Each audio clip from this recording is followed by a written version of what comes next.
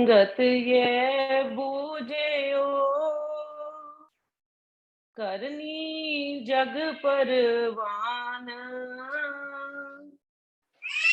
जैसी जैसी जो करे, मंगत फल पहचान। सब संगत ये बूझियो, करनी जग परवान। जैसी जैसी जो करे, मंगत फल पहचान। ओम ब्रह्म सत्यम सर्वदा। हमारे गुरुदेव महात्मा मंगत राम जी महाराज हमें चेतावनी दे रहे हैं कि करनी बहुत बलवान है। करनी अर्थात कर्म की वजह से पूरा संसार चल रहा है। जैसी करनी या कर्म हम करते जाएंगे, वैसे ही फल प्राप्त करते हुए हम संसार के इस चक्रव्यूह में फंसते जाएंगे। ऐसा चक्रव्यूह जिसके अंदर चक्कर लगाते हुए हम अलग अलग जूनियों में आकर अपने किए कर्मों का फल भोगते जाएंगे। जीवन में आता ही कर्म करने के लिए है। अगर वो कर्म सत्य के साथ जुड़ जाते हैं तो वो सत्य कर्म धीरे धीरे इस संसार रूपी चक्रव्यूह को तोड़ते जाते हैं और जीव की मुक्ति का मार्ग बनाते जाते हैं। पर जीव अपने कर्मों को सत्य के साथ तब ही जोड़ पाता है जब कोई संत सतगुरु उसे सही मार्ग दिखाते हैं। हमारे गुरुदेव आए हमें जगाने के लिए, हमें सही मार्ग दिखाने के लिए, हमारी करनी हमारे कर्मों को प्रभु नाम के साथ सत्य मार्ग के साथ जोड़ने के लिए।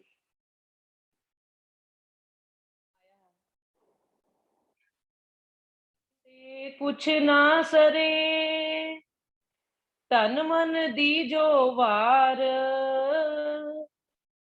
मंगत करनी सार है, जो करे सो उतरे पार। गुरु जो कह रहे हैं हम वो सुन रहे हैं। उनके कहने से और हमारे सुनने से कुछ नहीं होगा। होगा तब जब हम गुरु के कहे हुए उपदेशों को अपनी करनी के द्वारा जाहिर करेंगे। इसलिए गुरुदेव समझा रहे हैं, गुरु का दिखाया मार्ग, गुरु की दी हुई शिक्षा को पूर्णतः अपने जीवन में धारण करना बहुत जरूरी है। हमारा तन मन कुर्बान हो जाए पर हमारी करनी, हमारे कर्म गुरु की शिक्षा के उलट नहीं जाने चाहिए। है जो करे सो उतरे पार। जीवन का सार हमारी करनी है। जो गुरु के उपदेशों के अनुसार हर कर्म करता गया, वो एक ना एक दिन पार जरूर लग जाएगा। महाराज जी ने हमें जीवन के हर पहलू के ऊपर ज्ञान दिया ताकि हम अपने जीवन का असली मकसद समझ सकें। गुरुदेव ने कोई कमी नहीं छोड़ी है। गुरुदेव ने श्री ग्रंथ श्री समता विलास में जीवन सार सिद्धांत बताया है, जिसमें गुरुदेव फरमा रहे हैं, मनुष्य की जिंदगी दुरुस्त विचार हासिल करने की खातिर है, ना कि लकीर की फकीरी में फंसे रहने की खातिर। रहे हैं अपना जीवन खाने पीने घूमने फिरने में व्यर्थ गंवा रहे हैं।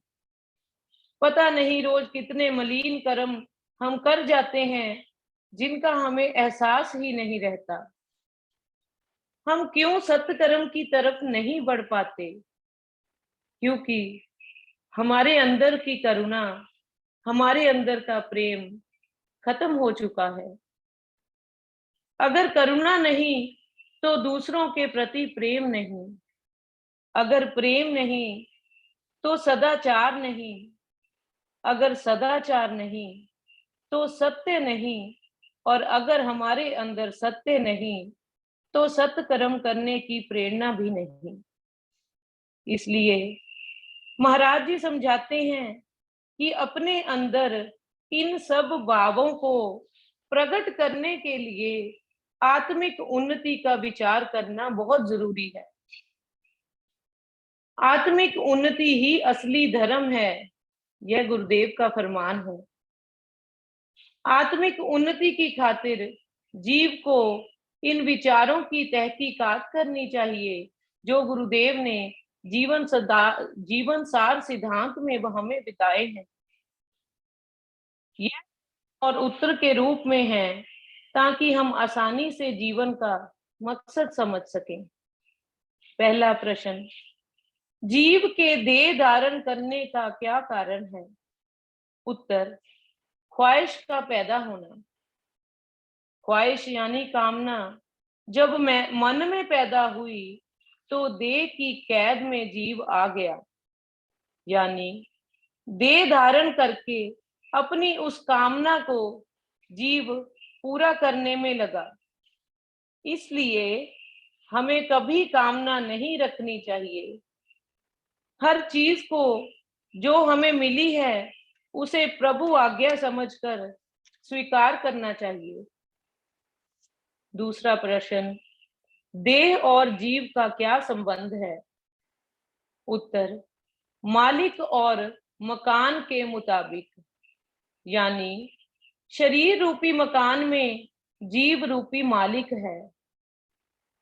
तीसरा प्रश्न, देह के नष्ट होने पर जीव की क्या हालत होती है? उत्तर, एक देह के नाश होने पर जीव दूसरी देह को धारण करता है, उसी क्षण अपनी ख्वाहिश के मुताबिक। जीव दूसरी देह को धारण करता है उसी क्षण अपनी ख्वाहिश के मुताबिक। जो कामना मन में रह गई वैसी ही जूनी जीव को मिल जाती है। श्री कृष्ण ने अर्जुन को समझाया कि जैसे मनुष्य पुराने कपड़े उतार कर नए धारण कर लेता है, उसी तरह जीव एक देह से दूसरी देह में प्रवेश करता है। नग्न हालत यानी बगैर जूनी प्रवेश के एक लम्हा भी अलग नहीं रह पाता। चौथा प्रश्न, देह की कैद से छुटकारा कैसे मिलता है? उत्तर, निष्काम कर्म से। निष्काम कर्म देह को कामना से आजाद करते हैं, जिससे देह की कैद से छुटकारा मिलता है। जैसे तमाम सत्पुरुषों का जीवन। कामना युक्त कर्म देह को भोगों में आसक्त करते हैं, जो मुक्ति मार्ग में बाधा है। पांचवा प्रश्न, देह और संसार का क्या भेद है? उत्तर, देह और संसार का एक ही रूप है। देह करके ही संसार है। असल में संसार कोई चीज नहीं, जैसी जिसकी देह है वैसा ही उसका संसार है। इसलिए देह पर काबू पाने से संसार पर काबू पाया जाता है, यह निश्चय करें। गुरुदेव कह रहे हैं, अपनी देह पर, अपने आप पर, अपने विचारों पर काबू पाने से संसार पर काबू पाया जा सकता है। देह और जीव का असली स्वरूप क्या है? उत्तर, देह का असली स्वरूप संचित कर्म है। जीव का असली स्वरूप कर्मों का भोगता होना है। जब तक जीव कर्मों का कर्ता अपने आप को मानता है, तब तक वो जीव के रूप में दुख सुख पाता है। जिस वक्त कर्ता भाव से जीव आजाद हो जाता है, अर्थात जिस वक्त तू कर्ता तू हरता ईश्वर को मानने लगता है, उस वक्त जीव समता स्वरूप ब्रह्म शक्ति में लीन हो जाता है, जैसे बर्फ और पानी का भेद। जीव के कल्याण का यथार्थ साधन क्या है? उसका अपना कर्म या दूसरे का साधन जिसका अनुभव भी नहीं है? उत्तर, जीव का कल्याण करने वाला उसका अपना कर्म है। कोई महापुरुष जीव को इस ईश्वरीय कानून से नहीं छुड़ा सकते। जो इस सहारे पर हैं कि हम खुद चाहे नेक ना बने, पुत्र या कोई पंडित मुक्ति दिलाएगा, वो महज मूर्ख हैं। अपनी करनी से ही कल्याण होता है और अपनी करनी ही बंधन रूप होती है। अगर कोई दूसरा मुक्ति करवा सकता होता तो जीवन में नेक कर्म करने की कभी जरूरत ही ना पड़ती और श्री कृष्ण को अर्जुन को कर्म योग समझाना ही ना पड़ता। तमाम सत्पुरुषों का सिद्धांत है कि जीव को अपनी करनी से सुख या दुख प्राप्त होता है और कर्म फल को कोई मिटा नहीं सकता। यह कर्म फल ही आवागमन का चक्कर चलाता है। इसलिए गुरुदेव समझा रहे हैं कि अपने सत बुजुर्गों की हिदायत के अनुसार अपनी करनी की असलियत को पहचान करो और अच्छे कर्म करो। 8वां प्रश्न, जितने भी महापुरुष दुनिया में हैं, उनके उपदेश को सुनकर और धारण करने से कल्याण होता है या महज उनके दर्शन भेंट से?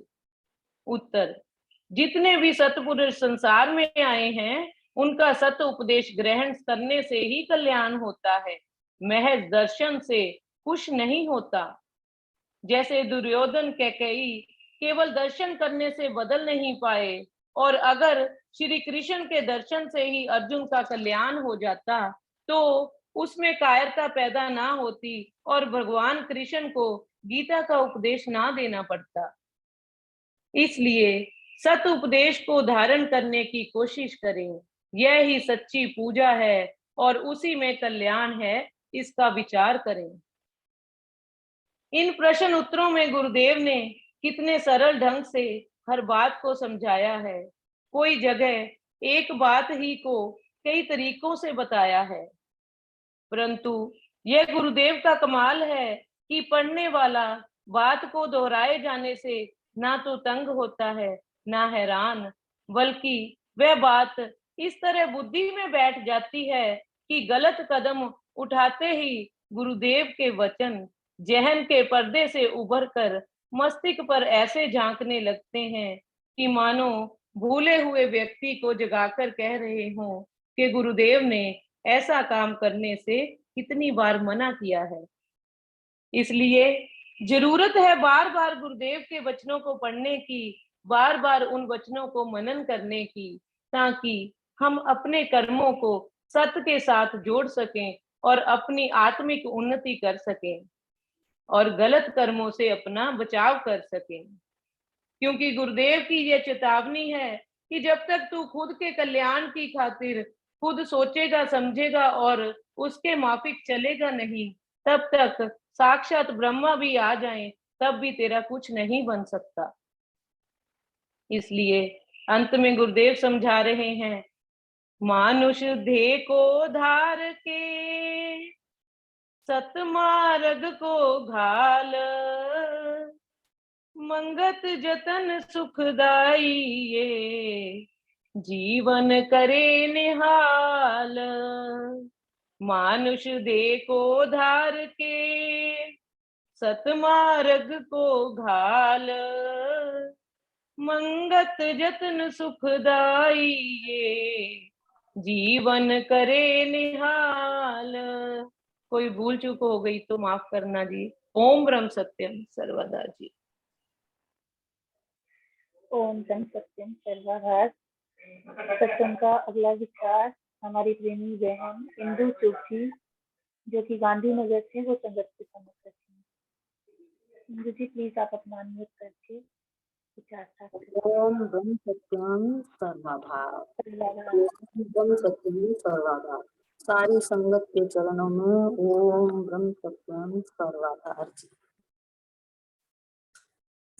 कबीरा जब तुम आए जगत में,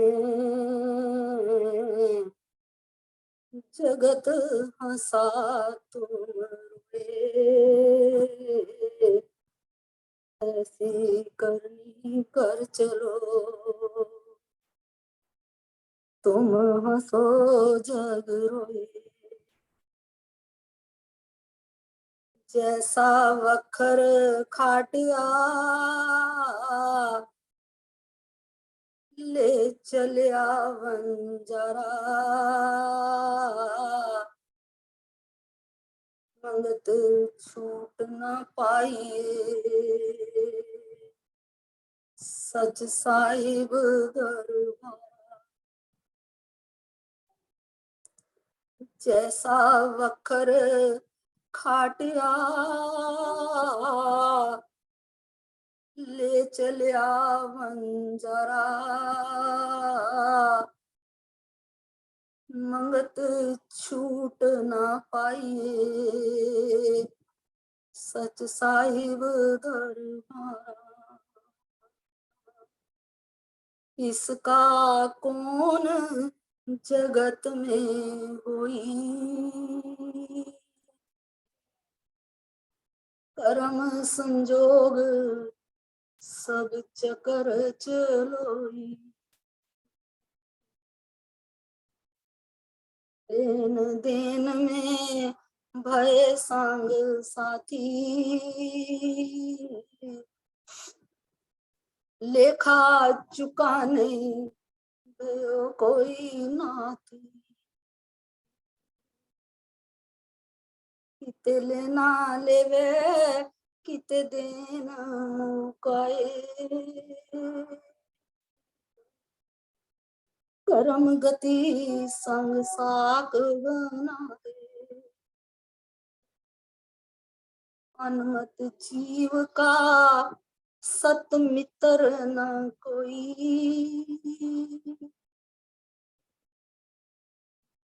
अपनी करनी का लेख परोई।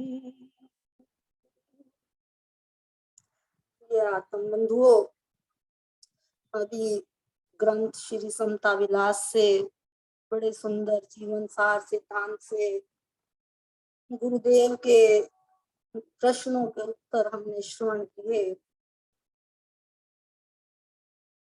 गुरुदेव के कभी कभी विचार आता है कि किस तरह से गुरुदेव के ऋणों से उऋण हो पाए। गुरुदेव ने संसार के हर व्यक्ति के लिए इस ग्रंथ में कुछ ना कुछ आत्मिक खुराक छोड़ी। इन 4 पंक्तियों में ही गुरुदेव जीवन जीने का या जीवन में कैसे धैर्य आए, हिम्मत आए, संतोष आए, बड़े स्पष्ट शब्दों में है। किसका कौन जगत में होई, कर्म संजोग सब चक्कर चलो। कर्मों की गति बड़ी अपार है। जब किसी से हमारा कोई लेन देन या कुछ ऐसा शुरू होता है तो हमारा उसके साथ संसारिक संबंध बन जाता है। फिर गुरुदेव कह रहे लेन देन में भे संग साथी, लेखा चुकाने भयो कोई। जब इस संसार में इस जीव का लेना और देना खत्म हो जाता है तो ये जीव जो है वो अपनी देह को छोड़कर अगली देह में चला जाता। अभी हमने श्रवण किया कि अंतिम वासना के अनुसार हमें अगला जीवन प्राप्त हो जाता है और मोह के वशीभूत होकर ही पिछले जो परिवार होता है वो ये ना समझकर कि ये प्रभु का जो भी जीव इस संसार में आया है वो स्थिर नहीं रह सकता। सबको एक ना एक दिन काल के मुख में जाना पड़ता। तो मोह के वशीभूत होकर हम रोते हैं, चिल्लाते हैं और उस जीव की आत्मा को कष्ट। अब अंतिम वासना के अनुसार अगले जन्म में जाते हैं। गुरु नानक देव जी के पास एक प्रेमी आया और उन्होंने कहा कि मेरे पिताजी का श्राद्ध है, कल आप मेरे यहाँ भोजन करें। तो गुरु नानक देव जी जब उसने श्राद्ध किया तो उनके यहाँ पहुंच गए। तो पूछा, प्रेमी श्राद्ध में क्या क्या किया? उसने कहा, मेरे पिता का श्राद्ध था, जो कुछ हम आम संसारिक जीव करते हैं, कौवे को भोजन खिलाना, ब्राह्मणों को खिलाना। उसने कहा, मैंने वो सब किया और मैंने अपने पिता की आत्मा को तृप्त कर। तो गुरु नानक देव कहने लगे कि सच में तूने अपने पिता की आत्मा को तृप्त किया है? कहने लगे, जी हाँ। तो गुरु नानक देव उसको जंगल में ले गए और कहने लगे, देख वहां एक भूखा शेर नीचे खाई में पड़ा हुआ था। कहने लगे, देख ये तेरे पिता। तो वो व्यक्ति एकदम हैरान हो गया, बोला, शेर की जूनी में मेरे पिताजी? बोले, हाँ। तो बताया उन्होंने कि जब इन्होंने अपना शरीर त्याग किया तो पड़ोस में मांस बन रहा था और उसकी जो खुशबू थी, उसकी वासना के अंदर इस व्यक्ति ने अपना जो था वो शरीर त्याग कर दिया। और उसी वासना के वशीभूत होकर, क्योंकि इसको मांस खाने की इच्छा जागृत हुई और मसालेदार खाने की इच्छा हुई, उसी वासना के वशीभूत होकर इसको शेर का जीवन मिला। क्यों? क्योंकि उसने मांस खाने की इच्छा की, तो शेर तो केवल मांस ही खाता है।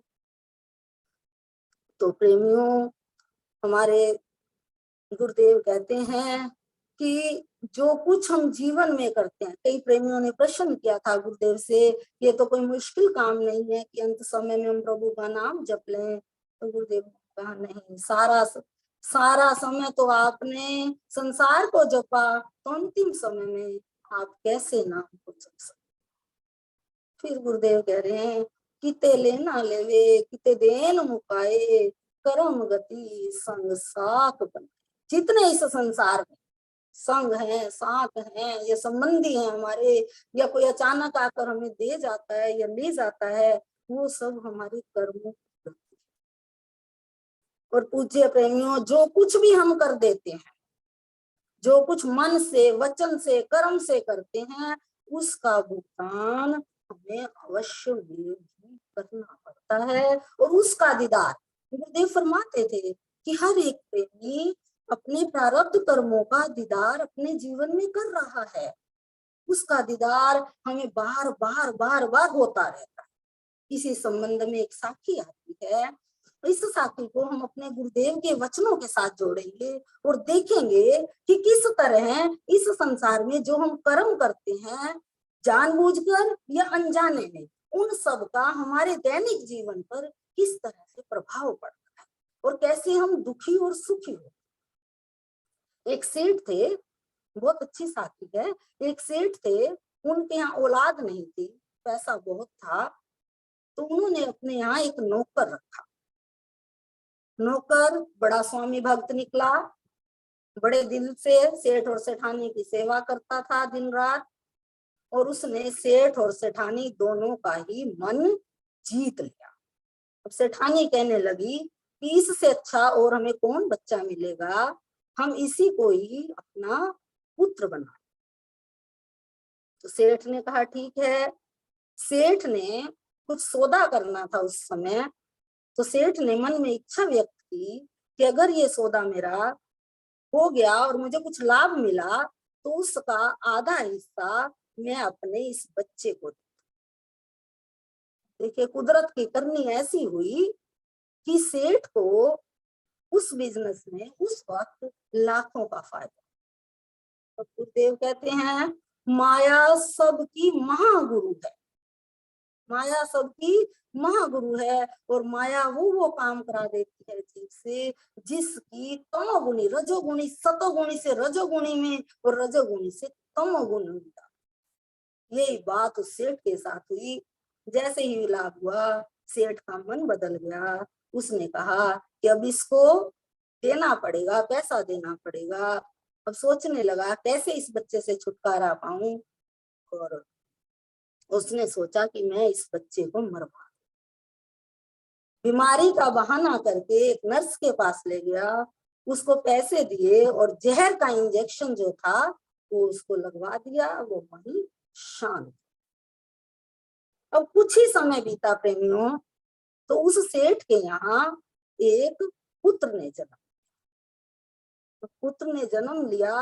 अब आप अंदाजा कल्पना कर सकते हो इस चीज की कि जिस सेठ और सेठानी के घर वर्षों से औलाद ना हुई हो और पुत्र जन्म हो जाए तो उस पुत्र को उन्होंने किस प्रकार से पाला हो। तो देखिए यहाँ, क्योंकि उस बच्चे ने उनकी सेवा की, उसी का फल उस बच्चे को इस जन्म में मिल रहा है। खूब पाला पोसा, बड़ा किया, उसकी शादी की। अब हुआ क्या, जैसे ही शादी की बच्चा बीमार हो गया। अब सेठ ने, बहुत पैसा था सेठ के पास, अंधाधुंध पैसा लगाया उस बच्चे की बीमारी को रिकवर करने के लिए, परंतु बीमारी ठीक होने का नाम ही नहीं। सेठ ने एक दिन परेशान होकर उस बच्चे के पास बैठा, बच्चा के कि हे बेटा, मैंने कैसे कर्म किए हैं कि जो इतना पैसा लगाने के बाद भी तू ठीक नहीं। बच्चा कहता है, सेठ जी मेरी आंखों में झांको, देखो मैं कौन हूँ। तो सेठ को अपने नौकर का चेहरा जो था वो उसमें नजर आया। तो कहने लगा, आपने मेरे साथ विश्वासघात किया और मुझे मरवाया, इसलिए मैं आपसे जितना मेरा लेन देन का हिसाब है मैं लेकर आपकी जान छोड़। अब सेठ कहने लगा कि ठीक है, मैंने तो तेरे साथ विश्वासघात किया, परंतु इस बच्ची का क्या दोष है जिसने तेरे साथ विवाह किया। कहने लगा, सेठ जी ये वही नर्स है जिसने मुझे जहर का इंजेक्शन लगाया। देखिए सब कुछ अपने जीवन में ही दीदार होता है, कहीं हम लेते हैं और हम दुख और सुख के भागी। फिर गुरुदेव का एक छोटे सी हमारे प्रेमी हुए, जब हमारे यहाँ किसी का देहांत हो जाता है हम जाते हैं, तो गुरुदेव के प्रेमी नंदलाल जी हुए, उनकी माता का देहांत हो गया। क्योंकि समय का मैं सिर्फ 2-4 मिनट लेकर, उनकी माता का देहांत हो गया तो गुरुदेव ने पत्र लिखा गंगोटिया से कि माता का क्रियाक्रम करके गुरु दरबार में हाजिर। गुरु दरबार में पहुंचे। अब हम संसारिक जीव हैं, मन में यही आशा थी कि गुरुदेव जाएंगे, माता का अफसोस करेंगे और संसारिक बातचीत करेंगे। जैसे ही नंदलाल जी प्रेमी जी बैठे, गुरुदेव क्या कहते हैं, प्रेमी जी तुम्हें यहाँ माता का अफसोस करने के लिए नहीं बुलाया। प्रेमी जी तुम्हें यहाँ माता का अफसोस करने के लिए नहीं बुलाया गया, अपितु इसलिए बुलाया गया है कि जिस तरह आज तुम्हारी माता शरीर छोड़कर चली गई है, इसी तरह तुम्हें भी एक दिन इस संसार से विदा। तो गुरुदेव का ये संदेश जब भी हम कहीं जाएं याद रखें कि हमें भी, क्योंकि गुरुदेव ने फरमाया है कि जब हम शमशान घाट में जाते हैं, किसी के यहाँ ऐसी परिस्थिति में जाते हैं, तो हमारी विवेक शक्ति, हमारा वैराग्य उस वक्त बड़ा प्रबल होता है। उस वक्त जो चीज हम अपने मन को समझाते हैं वो तरंगे कई दिन तक काम करती। फिर एक छोटा सा गुरुदेव की सत शिक्षा कि गुरुदेव ने कैसे हमें कि किसी प्रेमी के ऊपर कोई कष्ट आए या मुसीबत आए या कोई ऐसी अनहोनी हो जाए तो उस वक्त हमें क्या करना है। गुरुदेव तरन तारण में पधारे हुए थे और उनका जो निवास स्थान था वो शहर के बाहर हमेशा ही आम का कोई बाग था, वहां पर रखा जाता। गुरुदेव और संगत बैठी हुई थी तो अचानक ही जो पास एक पेड़ था उसमें मधुमक्खियां ने भिनभिनाना शुरू कर। गुरुदेव ने प्रेमियों से कहा, प्रेमियों शांत होकर बैठे रहो, इनकी तरफ मत देखो, ना इनके ऊपर हाथ उठाओ और ना ही इनको तंग। प्रेमियों ने गुरुदेव के आदेश का पालन नहीं किया और उन्होंने 2-3 मक्खियां जो थी वो मक्खियों का मारना था कि मक्खियों का पूरा झुंड प्रेमियों के पीछे। आप जानते हैं मधुमक्खियां किस तरह से व्यवहार करती हैं। तो मधुमक्खियों ने एक प्रेमी को दूसरे प्रेमी को काटना शुरू कर दिया बुरी तरह से, और बड़ी मुश्किल से कहते हैं कि प्रेमियों ने उन मधुमक्खियों से छुटकारा पाया। और पूज्य भगत जी को तो मक्खियों के काटने से बुखार भी आ गया। फिर जब रात को प्रेमी इकट्ठे हुए तो गुरुदेव क्या कहते हैं प्रेमियों को कि प्रेमियों, इनके वर्ताव से तुम्हें शिक्षा लेनी चाहिए।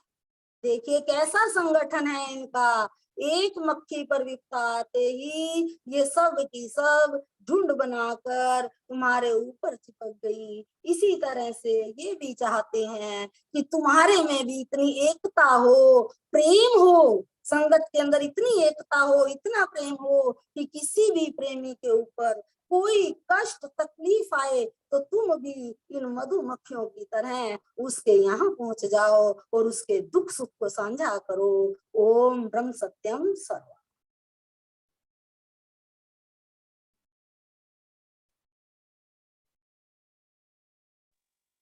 ओम ब्रह्म सत्यम सर्वदा।